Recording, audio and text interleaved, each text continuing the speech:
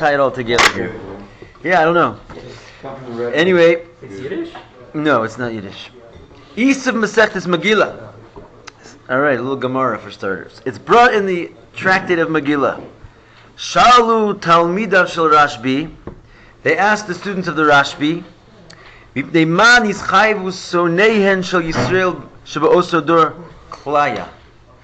right? Why is it that the enemies of Israel in that generation, which is a euphemism for Israel, right? That's how the Gemara talks.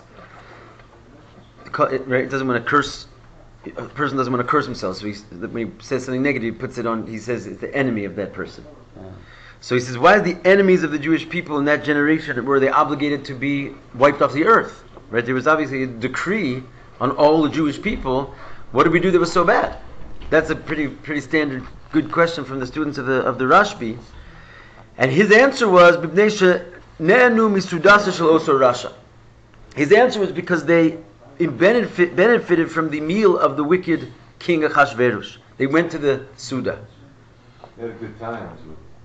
Im Kain, if so, Shebeshushan Yargu. So their response to that was, if so, then in Shushan they should be killed, the Jews. In other words, why is it not every single Jew in the whole kingdom of 127 provinces went to that Suda? So only the decree of annihilation, Chas v'Shalom, should only be on the people who went to the Suda, the Jews of Shushan. Shebechol olam kulo lo yargu. In the rest of the world, they shouldn't have been killed. So then he comes back to them and he gives them another answer. He's like, okay, let's talk a good answer. Let's come up with something else. He says, because they bowed down to an idol. Where did they bow down to an idol? Yeah, Haman basically, the whole idea of bowing down to Haman, which is why Mordechai wouldn't do it. Ultimately, I mean, in the deepest spiritual sense, because he were an idol on him, and I guess he felt himself a god. So bowing down to Haman, which is basically everybody but Mordechai did, they all did, and therefore Chayiv Misa, the whole God forbid generation. I mean, Mastama, they didn't hold himself back. Mordechai was the only one.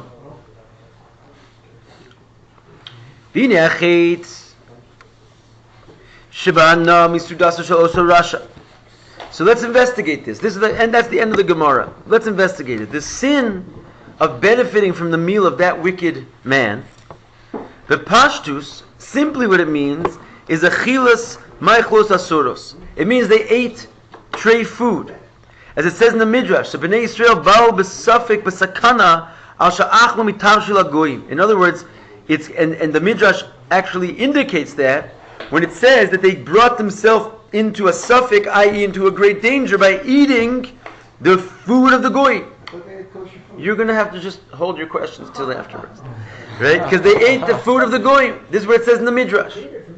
Vatamiya meforsemis, and the question which is asked on this Midrash, which is a famous question, is Ki achilas maichlos asuras chamora kol kach shebiglala yischayvu klaya haya lotia. Is eating unkosher food such a grave punishment and sin that the entire generation is supposed to die for that?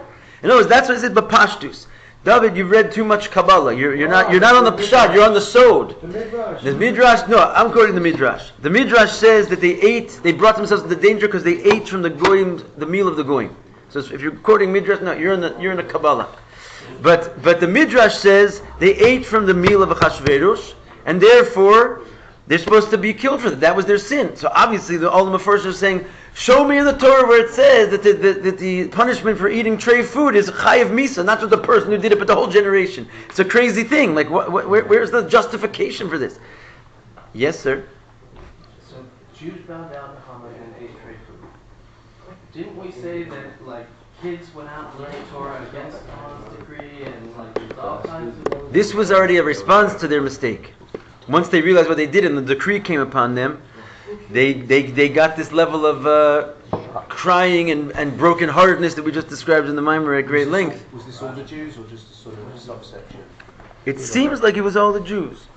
It's at least every Jew is in Persia. At least every Jew that was in Persia. First of all, Persia was the entire world.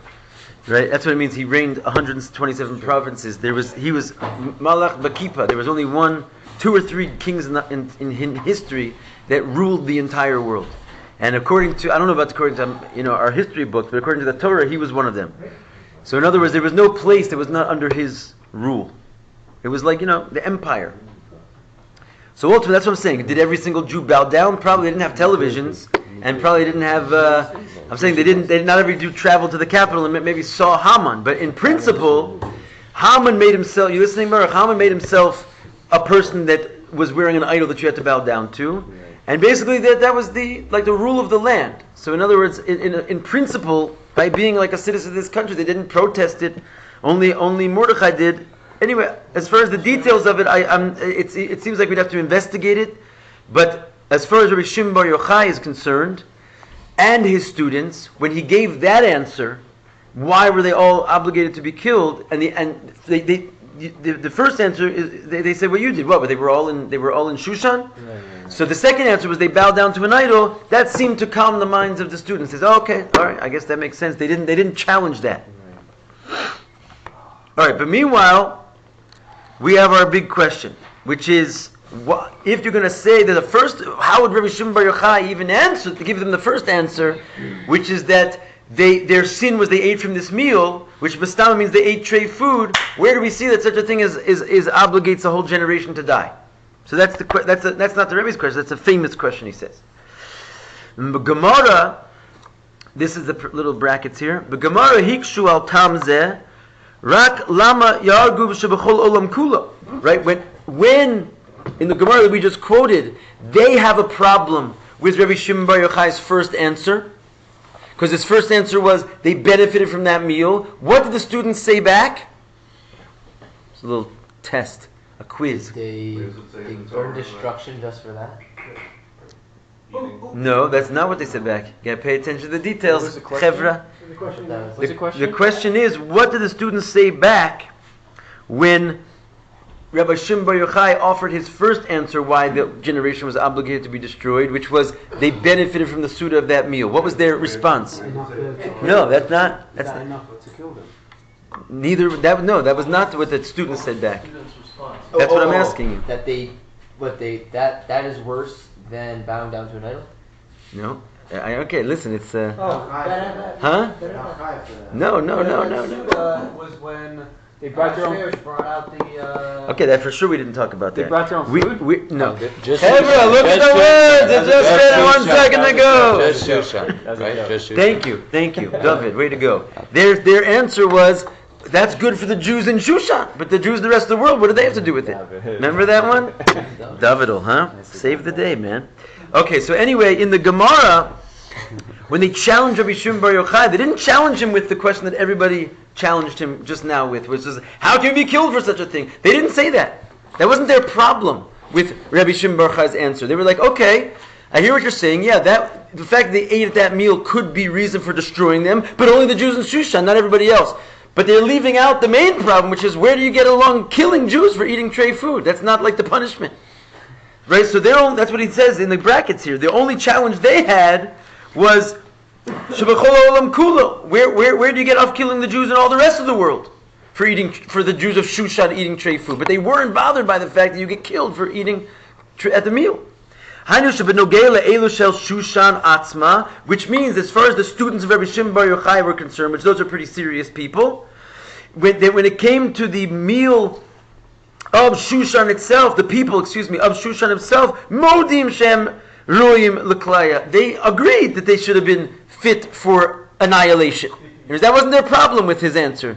They're just saying, what about the rest of the Jews? Which means there's something very, very weird going on here. Even Rabbi Shimon and all of his students, they seemingly have no problem with being killed for eating tray food. That's what all the Meforshim are jumping on, like this is mamish not a healthy situation here. How does that make sense? There's one opinion that they brought their own food. David, put that away, David. Put that away. It's not helpful. It's not helpful. Listen, the truth is that I also know how it ends, but the fun of it is like, wait for it. You know what they say in today's wait for it. All right. Gam yesh Gam yesh l'dayek b'lashon haGemara. Okay, so we also want to look into the specific wording of the Gemara. This is the way the Rabbi looks at a Gemara. It's just a whole different approach here. He says, "Nenu misudosa shel osir rasha." It doesn't even say they ate. What was Rabbi Shimon Bar Yochai's response? Why are they obligated annihilation? Because they benefited from the meal of that wicked man. If they would have said they ate at the meal, that would have been more open, more clear. But it doesn't even say that. They benefited from the meal of that wicked person. It doesn't say that their sin was that they ate. Elahana Masudas Achashverosh. It was merely the benefit. So hold on, that's even less understandable. It's even less understandable. It's even less understandable. If you're going to at least say that that you did an avera. But what avera is there to have benefit from it? You didn't eat, you didn't drink, you just had benefit. What do you mean? You had fun? So now that for sure that you should be killed for. Eating and drinking. That's the point. Yeah. That's ridiculous. That's ridiculous. David, you ever been to a rock and roll concert? God forbid, because according to you, you should be annihilated for such a thing. Well, you can't. I can. He brought his own instruments. Yeah, he brought his own instruments. Unless you didn't enjoy it. No, they dafka had unless he didn't enjoy it. Okay, I doubt that very much. Okay, let's go to the next bracket. What's the benefit? What's the benefit? Listen, we're guys. It's a setup, you know. If you ask too many questions in the beginning, you're gonna not leave the Rebbe his fun. You gotta wait for it, you know. This is reminding me of the Machon Alta classes. They can't wait for it.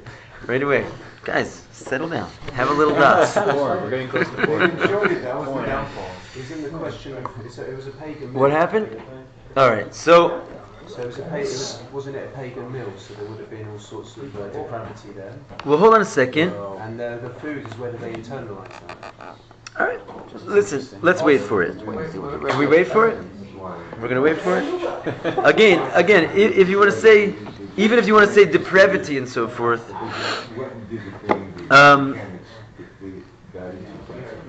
I think we have a sanitized view of the whole program. No, but even so, I mean, first of all, it's also not obligated death, right? There's punishments. What is it? Anyway, gam l'chora docha ktsas. Wait, it's a problem just to benefit from the goyim. You're not allowed to do that? Clearly you are. So I mean, or even if you're not, it's not. You didn't even eat. You know what I'm saying? So we're saying this is a very strong question. What was Rabbi Shimon Bar Yochai Bichlal trying to say? How would he, in his mind, in a million years, think that benefiting without even eating from a Suda of a wicked person is supposed to be a symbol to destroy the entire Jewish people? No more questions. Gam l'chora docha ktsas. He says it's also seemingly very, very, not very, very, but it's slightly forced to explain hakavana la'achilas ma'echos asuros. In other words, even if you want to say that the word benefiting can mean eating, sometimes benefiting means eating. You have hana, like birchas hanenim, when you're going to take hana from the world, it's also called eating. He says, anyway, it's forced to say that they ate anything. Why? Because now we're going to have Baruch Hashem David, our they used to call him a Tana. They wanted to know someone who just knew all the psukim. They just say, bring in the Tana. Okay, so now we have David. The Harei Amr Chazal, the sages said, Shamishtar hayakirtzon ish va'ish. It says right in the Megillah that the Suda was like the will of every man, or ish va'ish. And the Gemara says, kirtzon Mordechai v'Haman. Right? It says, what is ish va'ish? That they had there to the will of Mordechai and to the will of Haman. And that's what the Midrash says on the pasuk Hashtiyah Kadas Einones. When it says also the drinking was according to the law, you were not forced. Which again, I'm not sure. It says seemingly that just to go into this this depravity that was going on at the Suda, I guarantee you there was, but it seems like the Jews had the kosher section, because basically that's what it says. Yeah, they were dafka guarding themselves to not eat treif food, to not drink treif wine, and all that is indicated in the Megillah. And it was Megushal, so they were okay. Right. Eino nes, it says, b'yayin nesek. When it says that the drinking was according to the law, it means they monitored the drinking. They gave each person what they wanted to drink. They didn't mix it in, which means they were not forced to drink goyish wine, which is a serious thing you don't want to drink. Harei Shabasuda hayu gam maichlum kasherim. It was there was mamish a kosher section. They had kosher food at the meal. The im kavanas a Gemara. Okay, so then if the kavana of the Gemara is that shebekol there, that nonetheless, here Aleph, this is really an interesting point according to the Nakuda you were bringing out. If the Gemara means to say that despite the fact that there's every indication that they had kosher food and kosher wine in a kosher section, that nonetheless, Achlu b'nei Yisrael Maichlos Asuras, that they transgressed that and they went into the unkosher section, the Rebbe doesn't buy that. He says, Lo havile listom el lefaresh. The Gemara is not there to confuse us, it's there to clarify. So the Gemara is going to go, the Megillah itself and the Perushim of the Megillah are there to come and tell us this kind of wild point that they had kosher food, kosher drink, and kosher section. Then all of a sudden, Rabbi Shimon Bar Yochai coming saying they benefited from the meal, meaning that they didn't stay in their boundary. The Rebbe just doesn't like that. He says that it's not there to confuse us, it's there to make things clearer, not less clear. So if their thing was that they didn't eat kosher food, then don't tell me they had kosher food. That's just like a stira. The whole thing is that the Gemara is indicating to you very clearly they did have kosher food. They did have kosher. That wasn't their sin. So basically, being nene from the Suda of Oso Rasha, according to that, means they for sure didn't really do anything wrong in the nasty parts of the Suda. That wasn't where the Jews were hanging out. They knew better. Well, that's to the extent they were forced. No, but it says ein ones. Well, they were forced maybe to be at the meal, but then they still chose to retain some kind of... Even the meal they weren't necessarily forced to be at. But it's no broader question. Hashem made a covenant that he would never destroy everyone. So this goes beyond whether there's a punishment for eating trade for anything. You know what's interesting? I'll just say what popped in my mind first thing is that, again, we didn't really receive the Torah until Purim. So theoretically, all bets are off in terms of what Hashem wants to do with us. Because the covenant was not what? It says, Heichim Lasos, right? They only began at Matan Torah. Kibul HaYehudim as Heichim Lasos. They only received at Purim what they began. So there was what to say that they didn't. The covenant was not valid yet. It was a draft. It was draft. No, we learned all about it, right? Remember this thing, right? That until we had the Mesiras Nefesh and the Nasav and Nishma was only in potential, but we never actually lived by it. So that there was basically a certain Moda Rabal Deraisa. But that's kind of a wild statement. But let's just say, in other words, nonetheless, that is a question. How could Hashem decide to destroy us? But if there was something He wanted to destroy us for, let it at least be something that's chayiv misa, right? That's the point he's trying to make here. That here they didn't do anything seeming that even broke the rules of the Torah. They just benefited from the meal without even eating treif. Did we say the whole thing was that they bowed down to the idol? That was the second answer. But right now, you're right. Right now, we're sort of we're analyzing, because Rabbi Shimon Bar Yochai is not going to just give answers that don't make sense. If his first try was they benefited from the meal of that wicked person, he didn't have it wasn't just a stupid answer, chas v'shalom, to even say such a thing. So how would he even think that is what we're right now dealing with? So the students themselves made him retract that statement and come back with the idol worshipping piece. But meanwhile, we're just looking at the Gemara, like what was Rabbi Shimon Bar Yochai thinking when he said they benefited from this meal? That was reason for their destruction. Okay. It was a meal, nothing to do with Bostik, nothing at all? Maybe it didn't have to do with the food as with the... We'll hold here. David, you gotta hold off, man. You're gonna bring the Kabbalah. You're gonna just nullify everybody. It's gonna be the end. We won't even be able to sit here anymore. You're going there anyways. You bring in the Kabbalah, you're bringing in the end.